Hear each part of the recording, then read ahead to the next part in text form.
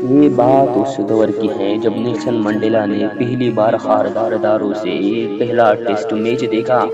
یہ match Australia اور South Africa کے درمیان تھا۔ جنوری 1950 میں یہ میچ ڈربن کے کرکٹ گراؤنڈ میں کھیلا جا رہا تھا۔ مہمان ٹیم کو جیتنے کے لیے 336 رنز کا ہدف ملا تھا۔ پہلی اننگز میں 75 پر آؤٹ ہونے والی آسٹریلوی ٹیم نے یہ ہدف نیل ہاروے کی ناقابل شکست 151 رن کی بدولت 5 وکٹوں پر حاصل کر لی۔ یہ نتیجہ ظاہر ہے جنوبی افریقی شائقین کے لیے مایوس کن تھا، لیکن ڈربن کے کنگز میڈو اسٹیڈیم کے ایک حصے میں میزبان ٹیم کی شکست پر خوشی کا سماں تھا۔ خوشی منانے والے یہ تمام لوگ سیاہ فام تھے۔ ان میں 31 برس کا ایک ایسا شخص بھی شامل تھا جس نے اپنے ملک میں نسلی تعصب کی پالیسی کے خلاف آواز بلند کی، جیل کاٹی، لیکن سفید اور سیاہ کے درمیان لکیر کو مٹا کر ہی سرخرو ہوئے۔ دنیا انہیں نیلسن منڈیلا کے نام سے جانتی ہے۔ ہم جنوبی افریقی ٹیم کی حمایت نہیں کرتے۔ یہ ایک اشتہار تھا۔ نیلسن منڈیلا نے 27 سال قید کاٹنے کے بعد جون 1991 میں سابق کرکٹر سنیل گواسکر اور صحافیوں کے ایک گروپ سے ملاقات کی تھی، جن میں پاکستانی صحافی قمر احمد بھی شامل تھے۔ اس ملاقات میں نیلسن منڈیلا نے ڈربن ٹیسٹ کے واقعے کو تفصیل سے بیان کیا، جو قمر احمد کی کتاب میں بھی موجود ہے۔ نیلسن منڈیلا کا کہنا تھا، ہم سیاہ فام ہمیشہ مہمان ٹیموں کو سپورٹ کیا کرتے تھے، جنوبی افریقہ کو نہیں۔ میں نے ڈربن ٹیسٹ دیکھا تھا۔ ہم سیاہ فاموں کو اس بات کی اجازت نہیں دی کہ ہم لوگوں کے ساتھ بیٹھ کر میچ دیکھ سکیں۔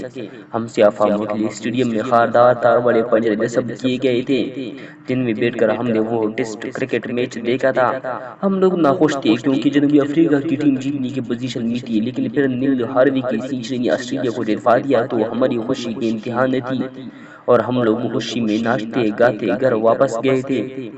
جنوبی افریقہ کی نسلی امتیاز کی پالیسی کے نتیجے میں وہاں کے شہری 4 کیٹیگری سفید فام، سیاہ فام، رنگدار اور ایشین میں منقسم تھے۔ سفید فام اکثریت میں نہ ہونے کے باوجود حاکم تھے، اور سیاہ فام اکثریت میں ہونے کے باوجود بنیادی حقوق سے محروم تھے۔ اس نسلی امتیاز کی پالیسی کا اثر کھیلوں پر بھی پڑا ہوا تھا۔ جنوبی افریقہ میں کرکٹ نسلی بنیاد پر کھیلی جاتی رہی تھی۔ جنوبی افریقہ اگرچہ ٹیسٹ کرکٹ کھیل رہا تھا، لیکن صرف انگلینڈ، آسٹریلیا اور نیوزی لینڈ کے خلاف۔ ڈرامائی موڑ اس وقت آیا جب انگلینڈ کے ٹیسٹ کرکٹر باسل ڈی اولیوریا کی وجہ سے جنوبی افریقہ پر بین الاقوامی کرکٹ کے دروازے بند ہو گئے۔ جب سن 1968 میں انگلینڈ کی ٹیم کے دورہ جنوبی افریقہ کا وقت آیا تو یہ سوال پیدا ہوا کہ کیا سلیکٹرز باسل ڈی اولیورا کو ٹیم میں منتخب کریں گے، کیونکہ ہو سکتا ہے کہ جنوبی افریقہ کی حکومت اس بات کو سیاسی معاملہ نہ بنا دے۔ اس معاملے کا سب سے اہم پہلو یہ ہے کہ جنوبی افریقہ کے وزیر اعظم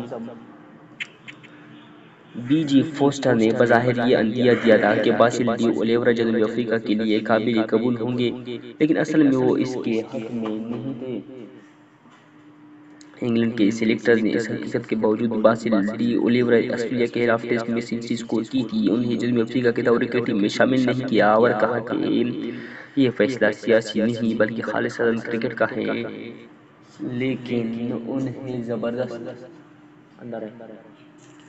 لیکن انہیں زبردست تنقید کا سامنا کرنا پڑا، اور پھر ٹام کارٹرائٹ کے انفٹ ہو جانے پر ان کے پاس ڈی اولیورا کو شامل کرنے کے سوا کوئی دوسرا راستہ نہ تھا۔ جنوبی افریقہ میں باسل ڈی اولیورا کی سلیکشن پر شور مچا، اور ایم سی سی کو اس دورے کی منسوخی کا اعلان کرنا پڑا۔ اگرچہ کھیلوں کی دنیا میں جنوبی افریقہ کی بائیکاٹ کا سلسلہ شروع ہو چکا تھا، لیکن باسل ڈی اولیورا کی تنازع نے اس میں آخری کیل ثابت کر دی۔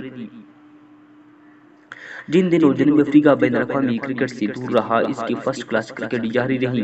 اس دوران سری لنکا، انگلینڈ اور ویسٹ انڈیز کے کرکٹر کی ٹیموں نے بھی جنوبی افریقہ کے دورے کیے۔